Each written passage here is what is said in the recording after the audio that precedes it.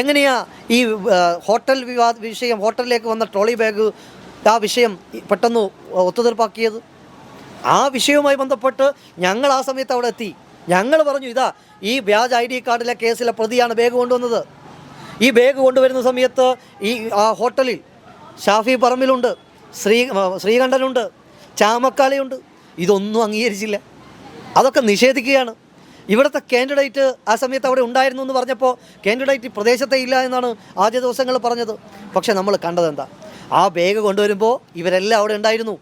ആ ബാഗിൽ എന്തായിരുന്നു എന്നുള്ളതിനെപ്പറ്റി ഇപ്പോഴും ദുരൂഹമായി തുടരുകയാണ്. ഇത്രയും വലിയൊരു വിഷയം നടക്കുമ്പോൾ, ഈ വിഷയമുണ്ടായി ഒരു 10 മിനിറ്റ് കൊണ്ട് ബാഗ് വന്ന പത്രങ്ങളൊക്കെ വാർത്ത വന്നു. ഈ പറയുന്ന UDFൻ്റെ കാൻഡിഡേറ്റ് 3 മണിക്കൂറിന് ശേഷം കോഴിക്കോട് നിന്നിട്ട് ലൈവിൽ ഒരു പോലീസ് സ്റ്റേഷന് മുന്നിൽ ലൈവ് വന്ന് പറയുകയാണ്, ഞാൻ കോഴിക്കോടാണുള്ളത്.